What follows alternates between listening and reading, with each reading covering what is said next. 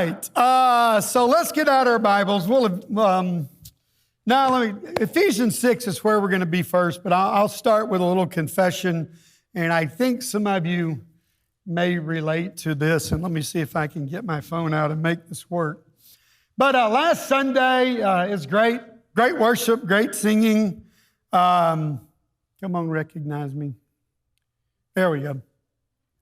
But we sang a song last week, and I just will go ahead and admit right up front, I don't think I paid any attention to the words. Not much anyway. We've sung it before. It's a catchy tune, and I remember standing there going, I like this tune. It's just catchy, and you just sing along with it, and there's a lot of little call and response, and we're only singing part of it. And I got to thinking about it, and then we had a prayer afterwards, and we prayed about it, and then it started sinking in a little bit to go, what in the world did I just sing? The song is called Waging War. Now, you know, it's a kind of a fun, catchy song, right? I mean, come on. Especially the way it ends. I love that, waging war, you know, and you just kind of go, oh, that was nice. But these are the words that we sang. Anoint my head, anoint my feet, send your angels raining down here on the battleground. For your glory, we are taking territory, fighting unseen enemies like never before. Ouch. I'm tired of principalities messing with me. I'm tired of the devil stealing from me.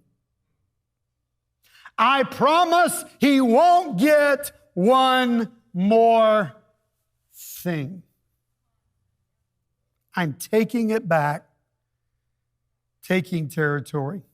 I'm ready for the battle. I'm ready to win. My weapon of power, he lives within. I can't be defeated. The enemy's going to flee. I'm taking it back, taking territory, going into battle. Going into battle. Be my sword, be my shield as we claim the victory over the enemy in your name. You rule, you reign. Never being defeated anymore. Waging war. And then back to the same chorus.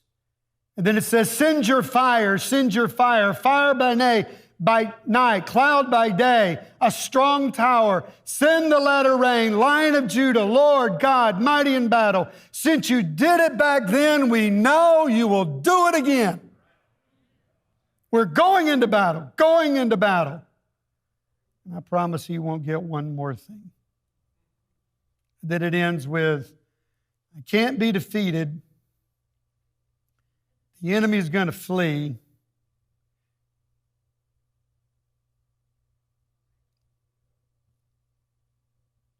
I'm taking it back, taking territory, waging war.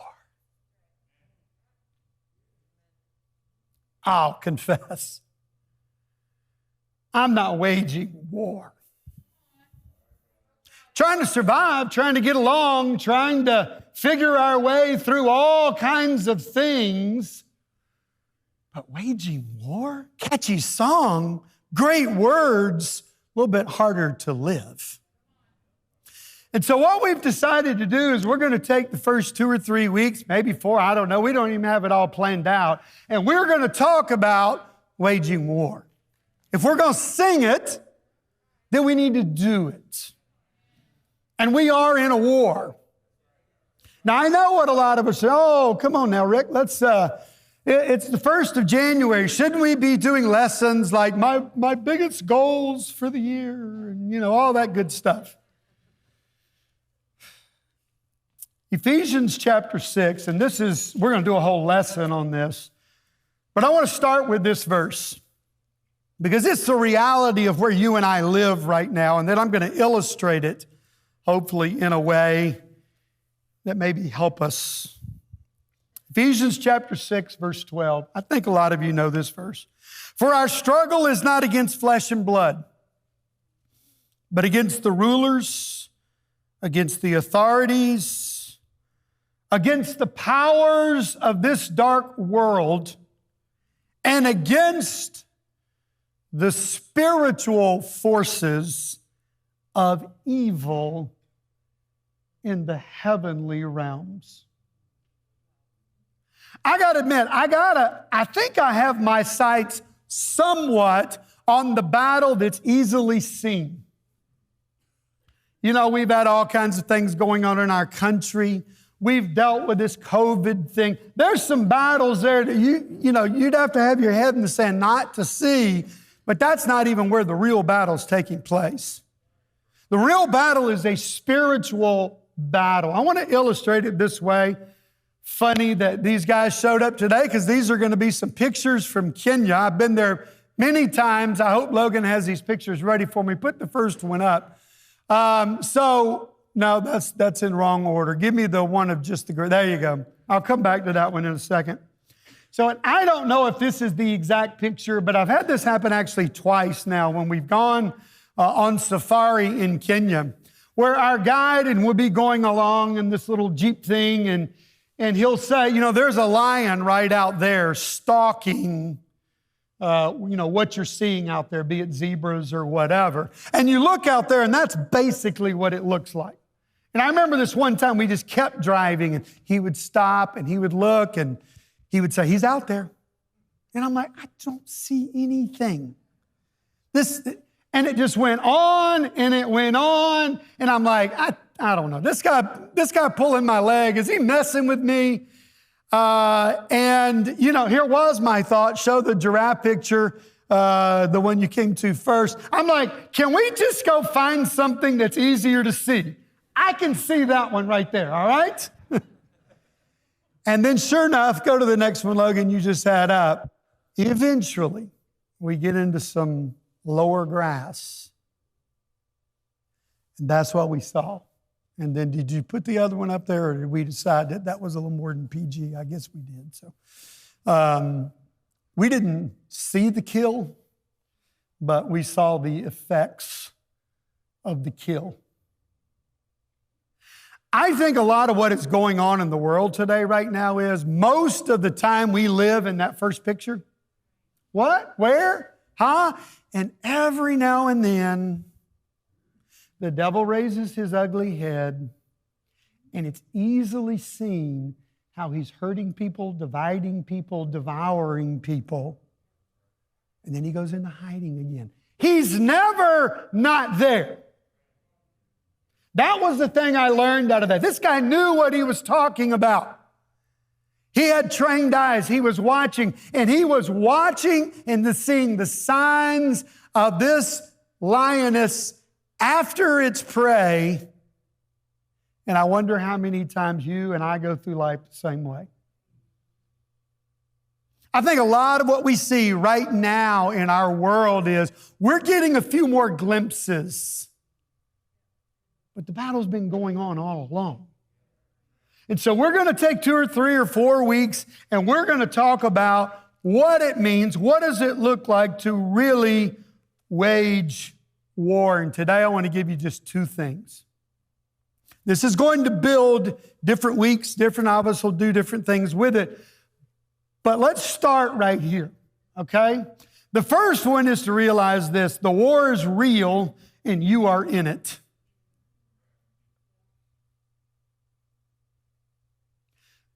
Did you walk in here this morning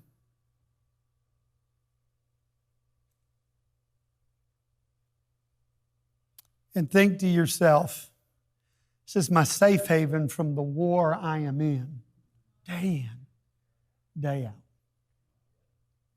Did you perhaps walk in this morning a little tired saying, man, I have had to fight and fight and fight this week in my battle? Or perhaps you walked in the same way I walked in last week. Catchy tune. We need to wage war. There is a war that is going on, and we're in it. And I believe a lot of us go through life a lot of times and say, what war? You know, we did it as a country until 9/11. What war? Oh, we've always known that there are these skirmishes and wars in other places, but 9/11 woke a lot of people up because they realized we are in that war. Always have been. It's just it wasn't right on our territory. I think a lot of us, we pride ourselves in that we're, you know what, I'm a nice person. I get along with people. I try to be neighborly. I keep to myself. I mind my own business. And what that allows us to do is detach from the battle. Well, I get along with people just fine. There's no real big war going on here. Oh, I know there's some things in the world, but not me. So we're going to read some scriptures together. Turn over to 2 Timothy chapter 3. We're going to read about 3 or 4 or 5 scriptures. If you want to flash these on the screen, that's great. We'll read them there too. But let's read 2 Timothy chapter 3, verse 12. It says, in fact, everyone who wants to live a godly life in Christ will be persecuted. You cannot detach from this war if you're going to live a godly life. You will be persecuted. Matthew chapter 10 and verse 22, Jesus says, all men, or all kinds of men, is really the thought there. All men will hate you because of me.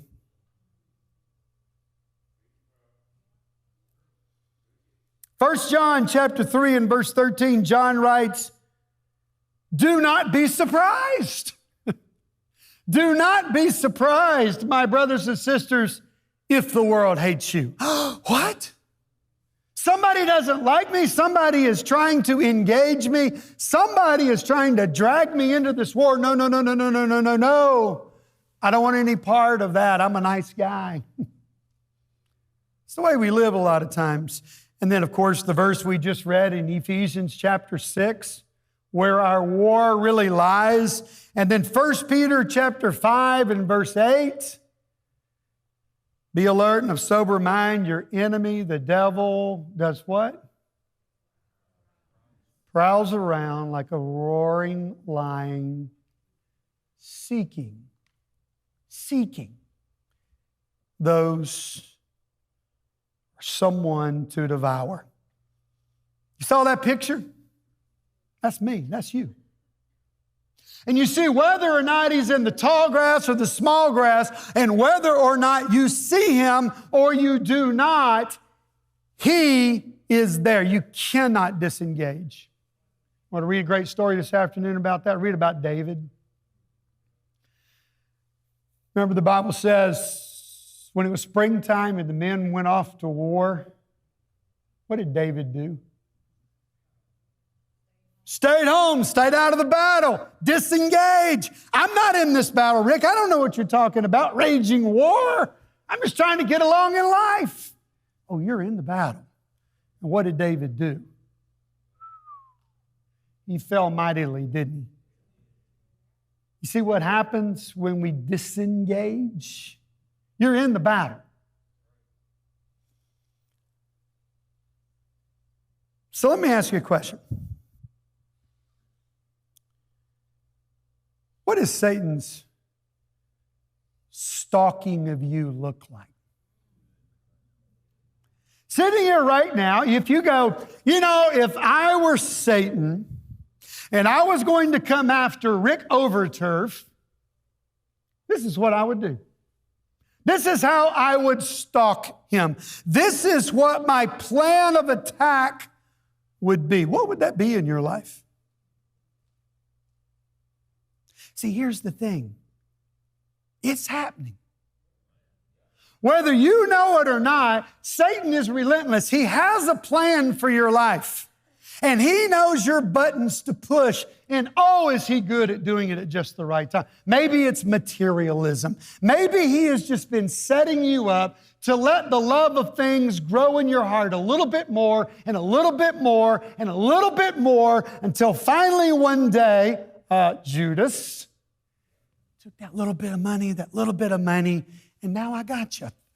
Here's some pieces of silver. Trade in Jesus for that. Oh, He is amazing at working His plan over years of time. Is it materialism in your life? That He's just waiting for the day that enough of your heart is captured, and then He just throws it at you. Here comes the World Trade Center in your life. Boom. And we get so surprised and we go, where did that come from? What? Just out of nowhere. And you see, that's just the point. He's been doing it all along. Is it your marriage?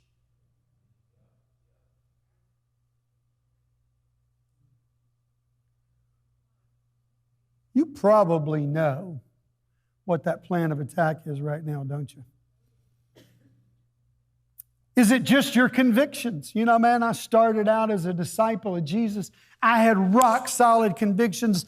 I was in my Bible all the time. I read the Word of God and I said, man, I'm just going to do it. And boy, we start listening to the world, and little by little, the conviction I had about this or I had about that just begins to look more like the world until finally one day, we studied some of these here recently, the Diotrepheses and the Demases and the people that they didn't just walk away one day. They started losing conviction. You're in that battle as you sit here this morning. Maybe it's just unforgiveness and bitterness. Oh, there's a big one.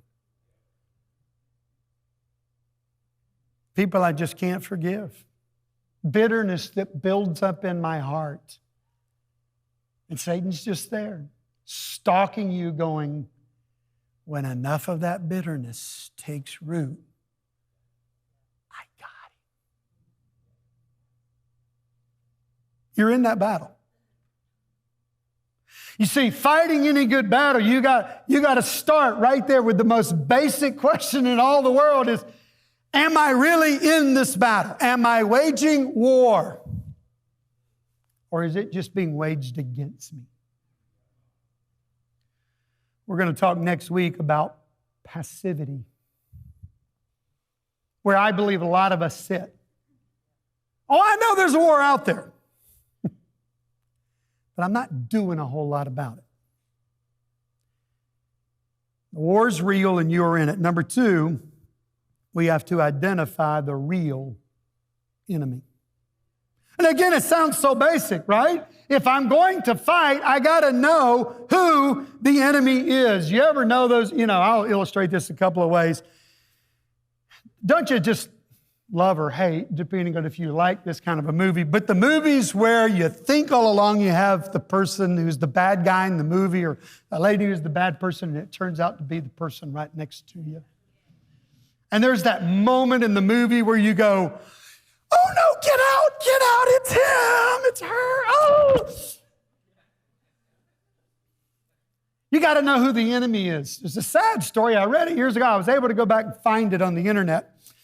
Oh, it's been like 20 years ago, but that's how my brain works. Everything's a sermon illustration just one day, okay? And it's a sad story. It's a young man who lost his dad. His dad was a police officer. He wanted to become a police officer. He got in some trouble and things, but even a lot of the police officers took an interest in his life. But he decided one day he was going to steal a police car, and he did. And he goes out over the radio. They didn't know who it was at the time, but he stole a police car. He was riding around with it, and so, of course, they had to go get it. There's a loaded shotgun right there, and you have a police car on the loose, and so guys go out to chase after, and this one particular police car comes up to an intersection, thought he saw something, heard something over the radio, so he's a little bit confused, and he's just sitting at an intersection, and a police officer on a bicycle sees that and suspects that is the police car they're after and calls it in. Another police car with 2 officers comes up behind that vehicle, sees it acting a little suspicious, is convinced this is the stolen car, and so they take their police car and they slam it into the back of that car to try to disable it. When they slam into that car, the officer that was in that car thinks he's being attacked by the person that has stolen the police car. They get out and they have a shootout, and they shoot over 20 times at each other. Neither being the stolen police car. You think that ever happens in a church? You think that ever happens in a family?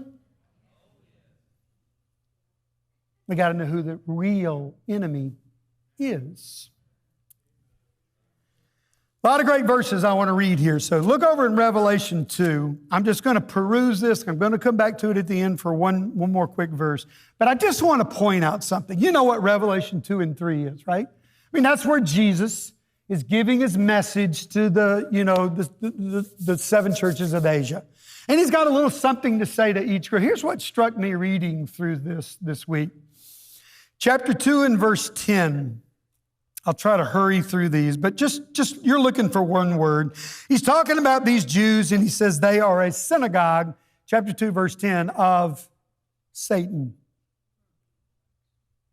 Chapter 2, verse 13, to the church at Pergamum, he says, I know where you live, where Satan has his throne. Later, even in the days of Antipas, my faithful witness, who was put to death in your city, where Satan lives. Chapter 2 and verse 24. He says, now I say to the rest of you in Thyatira, to you who do not hold to her teachings, that have not learned Satan's so-called deep secrets. In chapter 3 and verse 9 to to Philadelphia. In chapter 3 and verse 9, I will make those who are the synagogue of Satan, who claim to be Jews, to come down and fall at your feet. Do you begin to notice a pattern there? Jesus is challenging the church. He's challenging where they need to grow, where they need to repent. But who's at the core of it all? Satan. Notice how he says that to all of these churches. So many times we look and go, you sorry old people down there in Laodicea, you're lukewarm. He says, I know where it comes from. I know who the real enemy is. After all, Jesus said in John 8:44, he is the father of all lies. That's where it all comes from. All right, now let's go and we're going to look in 2 Corinthians 11, and we're going to study through this. And I'm going to make a little, I'm just going to ask you a favor for a second. Hear me through everything I'm about to say before you form a judgment of what I say. Hear the whole thing. Stay with me to the end here. It may sound a little something to you. I don't know. It's a great chapter to look at right here, and there's a conclusion in this chapter that we all got to learn, and I got to learn it, and I will share why I have studied this. 2 Corinthians chapter 11, Paul is defending himself, okay? And he even says, I am a fool to do this. But some people were questioning him. They had put Paul down. We're going to read that in just a moment. And you read, and let's just go read it. Let's just read in 2 Corinthians 11. What Paul says beginning in verse 23. Paul says, are they servants of Christ? I'm out of my mind to talk like this. I am more. I have worked much harder, been in prison more frequently. been flogged more severely, been exposed to death again and again. 5 times I received from the Jews the 40 lashes minus 1. 3 times I was beaten with rods. Once I was stoned. 3 times I was shipwrecked. I spent a night and the day in the open sea. I've been constantly on the move. I've been in danger from rivers, in danger from bandits, in danger from my own countrymen, in danger from the Gentiles, in danger in the city, in danger in the country, in danger at sea, in danger from false brothers. I have labored and toiled and have often gone without sleep. I have known hunger and thirst and have often gone without food. I have been cold and naked.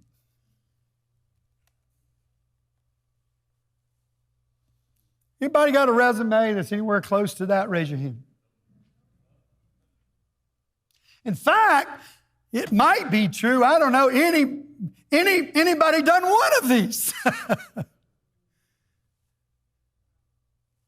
So Paul knew what it was when he had people that thought he was the enemy and they treated him that way. And it hurt. So on a personal level here, I want to share something. I want to go back and read something Paul said, and then I want to get to Paul's conclusion. I've been on both ends of this coin. I have looked at people and thought they were my enemy, and they are not. Satan is the enemy. And I have felt at times people looked at me and said, he's the enemy. We've had some people leave this church in the last year or two for a lot of different reasons. But some people have left this church because of me. Openly shared it. That hurts. It's upsetting. Sometimes it's things that are just absolutely not true. Sometimes it's my weaknesses that are true. Both hurt. Both are a challenge. Stay with me. Don't think you're drawing a conclusion here yet. By the way, Paul, let's flip back a verse or two. Look in chapter 10. I've studied through this and I think, you know what? You know what I want to say to Paul after that list I just read? I want to say, Paul, rain down fire from heaven on those people. You got to be kidding me, all these things these people have done to you. That's the sinful nature. Here's what they had said about Paul. Chapter 10 and verse 10. Paul himself writes it. For some say his letters are weighty and forceful, but in person he's unimpressive and his speaking amounts to nothing. You know what you are as a preacher, Paul? You're terrible. You're nothing.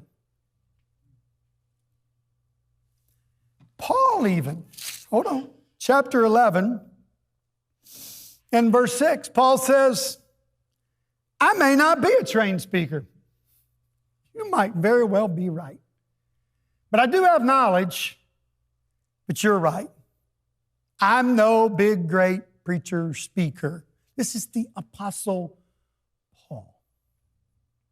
I'm kind of glad he didn't quit. I'm kind of glad he didn't listen to it. All right, now I've said all of that to get to the point that we have to learn out of this verse. Because if I put myself in the position of Paul, and in some tiny little way, I've been both. I have been weak, and people go, then I'll leave. I have been lied against, and people leave. So, Paul, help me out a bit here. How'd you handle it? Oh, here comes the challenging part. Verse 29. Who is weak that I do not feel weak? Depending on what version you have, who is led into sin who becomes an offender, I believe is RSV, who is led to fall, that I do not inwardly burn. I got to tell you, that challenges me.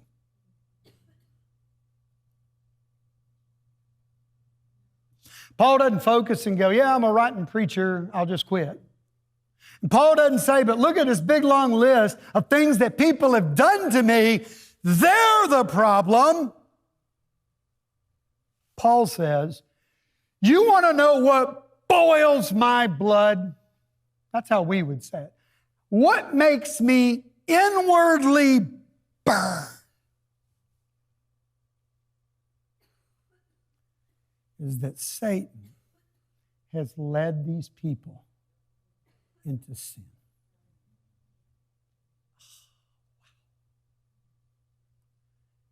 That challenges my heart. You see it, by the way, back in verse 28. Besides everything else, I face daily the pressure of my concern for all the churches. You see, what Paul got ticked off, what Paul knew was this. My brother, my sister, my countrymen, my circumstances are not my real enemy. Satan's the real enemy. And when we get that straight, we'll get in the battle a lot better than we are. Paul, how in the world? I mean, you're one of the best and most, good night. Your preaching was, why did you let them say that about you? And at some point, you just got to say, no more. You ain't stoning me anymore. I ain't doing it.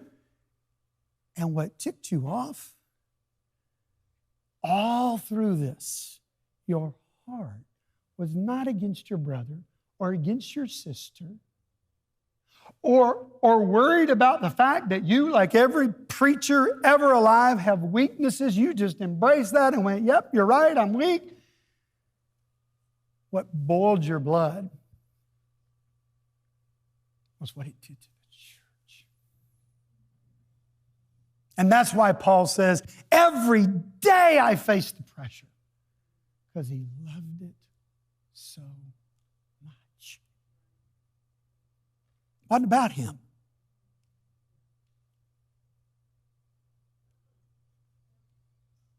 Paul was ticked off that Satan was getting away with doing what he was doing. You know, wouldn't you and I be a lot better off? Whatever area of your life is bothering you, be it here at church, be it in your family group, be it in your marriage, at your workplace with your neighbor, if we could just see who the real enemy is and what Satan is doing in their life and how he's led them to that point to do whatever it is, whether they're right about your weakness or they're wrong about what they think they see, Paul says it doesn't matter. Because we got to see who the real enemy is. Do we want to be like Seattle? Or do we want to stop and go, Lord, if we're going to rage war, we got to get mad at the right thing. We all know who that is. It's the father of all lies. Go back and reread Revelation 2 and 3 when Jesus is correcting the churches and see how much he attributes to Satan and how he has led people to all the different problems those churches had. There's a battle going on. You're in it. You better know who the real enemy is. I want to close out with hopefully an encouraging challenge here. Tomorrow night there'll be a national championship game. One of my favorite things, depending on it, who wins, whatever. I'm not a prognosticator. I don't know. Somebody's going to walk off that field, and there'll be a picture somewhere. You're going to see some guy, he is dirty, bloodied. He has spent everything, but he's walking off that field victorious. And that's a beautiful picture. We saw the same things, World War I, World War II, when soldiers came home and the parades and the parties and the things in the streets as victors. And the Bible uses that picture a lot. Paul said it, to win the crown. I know these are tough times. And I know we would probably right now like to think about a lot of other things besides waging a war. But I love this little verse in Revelation chapter 3 and verse 8 when Paul is writing to the church, John is writing what Jesus said to Philadelphia. And here's what he said in verse 8. He says, I know your deeds. See, I placed before you an open door that no one can shut. I know that you have little strength. Yet you have kept my word and have not denied my name. You kept fighting. And he said, then here's what I'm going to do. I will make them come and fall down at your feet and acknowledge that I have loved you. Oh, what a picture. Little church, they don't have a lot of strength, but they kept fighting. And Jesus says, let me take care of the rest. It's not about your strength. It's about you waging war. It's about you saying, I will keep fighting. I'll fight it in my life. I will fight all of this year. If you have one goal for this year, commit to God, God, I am going to wage war.